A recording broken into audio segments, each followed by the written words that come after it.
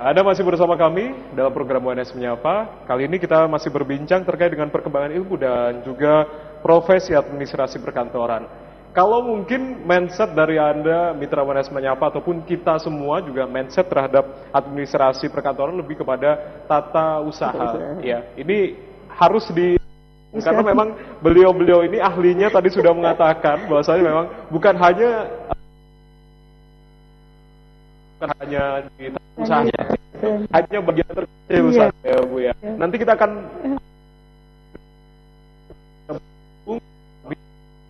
aktif kami di 081567703545. Sekali lagi kami ajak Anda untuk bergabung 0815677035.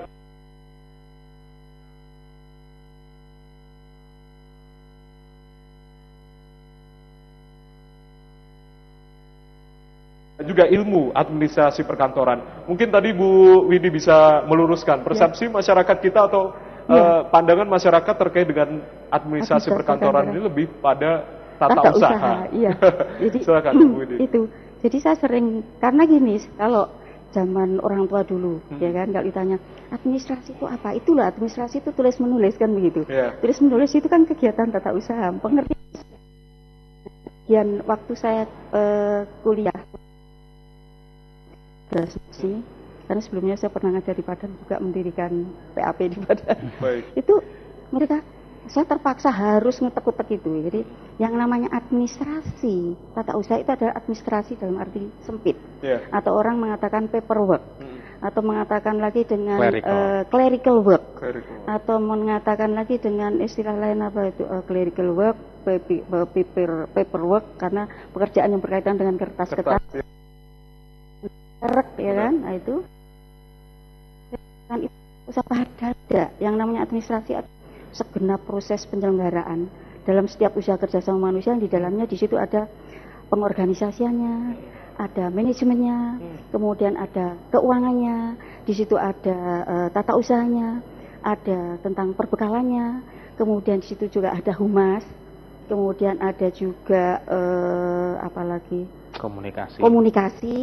Yang dua apa gini Mas? Yang dua ini lupa saya, 8 ya. Oh ya, komunikasi. Oke, sudah 8. Sebetulnya cakupannya sangat luas. Ya.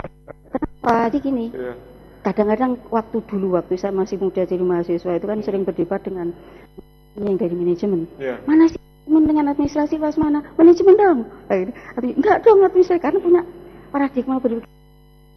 Nah, ini ibaratnya membicarakan telur dengan ayam duluan mana kan gitu, tapi nggak akan nyambung ya kan.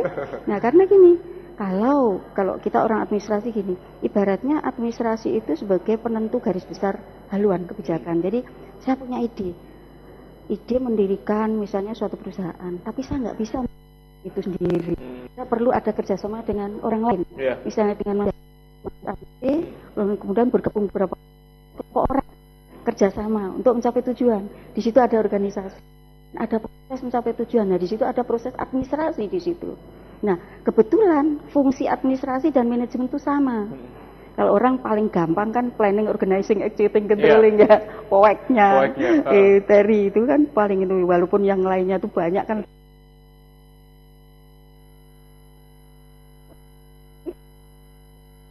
Ya gitu. Orang dulu dong baru, iya itu karena administrasi di dalam kegiatan manajer, di situ ada administrasi, tapi garis besar haluannya, kemudian ada kerjasama dan organisasi manajemen di situ, ada manajemen, perlu ada perbekalannya, keuangan, and so on, itu tadi unsurnya administrasi, jadi luas sebetulnya. Luas sekali dan luas juga didukung oleh beberapa itu dibagi menjadi beberapa mata kuliah yang kita menunjang. Ini memang administrasi perkantoran beberapa disiplin ilmu lainnya. Nah, berarti memang ada harapan tertentu ke depannya untuk bisa berkembang lagi.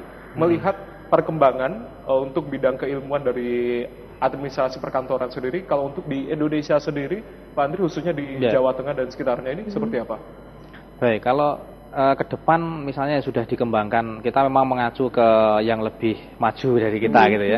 Kalau kita lihat perkembangannya yang di luar negeri, misalnya di Amerika, di Inggris dan beberapa negara lain, itu administrasi perkantoran ini sudah lebih spesifik, misalnya mempelajari ada semacam konsentrasi begitu, administrasi perkantoran medis di rumah sakit, di lembaga kesehatan, itu kan khusus. Administrasi perkantoran bandara. Bandara ada sendiri. Administrasi perkantoran di perhotelan, di lembaga hukum, misalnya kantor notaris, pengacara, khusus dia, stafnya di kantor terkait dengan bidang tertentu, gitu.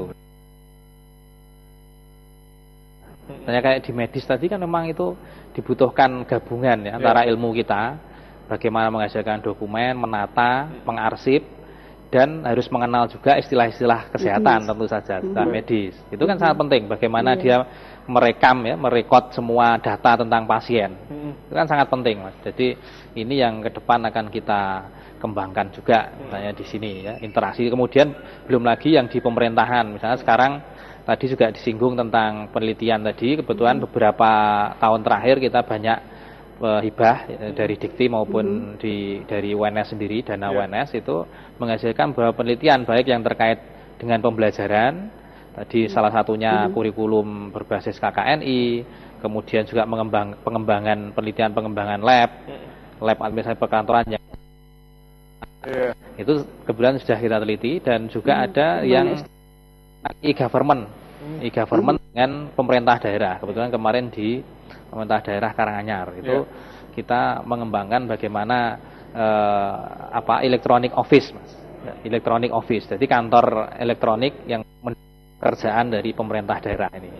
Itu sudah kami akan bekerja sama dengan teman-teman dari jurusan TIK, Pendidikan Teknologi Informasi. Itu sudah. Harapannya semoga memang nantinya untuk prodi dari administrasi perkantoran FKIP UNS ini semakin berkembang ya. Kita tunggu kira-kira ada mudah-mudahan gobrakan apa lagi yang nantinya berasal dari prodi dari administrasi perkantoran FKIP UNS. Ini berbicara mengenai peluang kerja dan juga perkembangan dari profesi administrasi perkantoran. Kira-kira dari pada ASPAPI sendiri seperti apa melihat hal itu? Seperti namanya ya, namanya kan Asosiasi Sarjana dan Praktisi Administrasi Perkantoran Indonesia. Di dalamnya itu kita tuh tergabung mulai dari sarjana yang jadi guru SMK, dosen-dosen. Bisa katakan tadi kita sudah punya 6 cabang ya.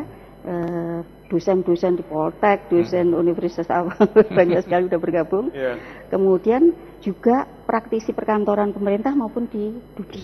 Jadi mereka bekerjasama, bahkan memberikan peluang ada yang kesulitan magang. Dari teman-teman kita, relasi kita bidang DUDI akan memberikan lapangan untuk magang ya. Memberikan itu, support itu. Kemudian kalau ada SMK itu sekarang kan ada namanya uji kompetensi ya, uji kompetensi. ASPAPI juga sudah bisa melayani untuk uji kompetensi itu. Jadi sudah menjadi lembaga LSK ya, lembaga sertifikasi kompetensi. Dan sekarang perkembangan sekarang kita sudah mulai melangkah untuk menjadi lembaga sertifikasi profesi. Perkembangannya seperti apa, Bu? Untuk sekarang sudah, kemarin kita sudah mendaftarkan, ternyata harus ada organisasi di splitnya dari ASPAPI ya, namanya Administrasi Perkantoran Indonesia. Itu sebagai nanti jadikan lembaga, jadi LSP API istilahnya gitu. Selain ASPAPI punya LSP namanya LSP API, Administrasi Perkantoran Indonesia. Sekarang kita sudah mendaftarkan ke proses pendaftaran ke BNSP, kemudian nanti kita tahap kedua biasanya kita diminta untuk presentasi, kemudian akan diundang untuk pelatihan para asesor, kemudian mudah-mudahan itu segera terrealisir itu.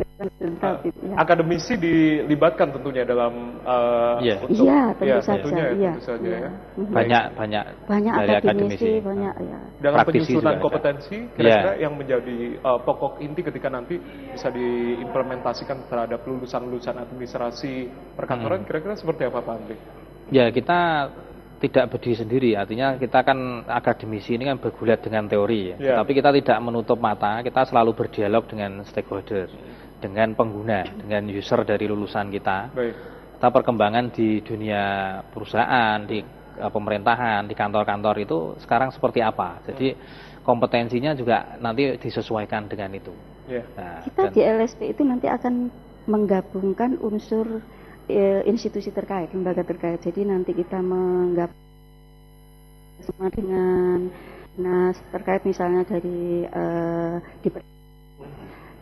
kemudian dari Departemen Transmigrasi dan Tenaga Kerja, kemudian juga ada beberapa yang kemarin dan departemen terkait itu nanti akan bekerja sama untuk menggodok kompetensi apa yang kira-kira cocok untuk profesi perkantoran itu. Tapi SKKNI-nya juga sudah ada sebetulnya. SKKNI yang di kalau yang UTA kemarin kan yang LSP ini kan arahnya nanti kita memberikan uji kompetensi praktisi.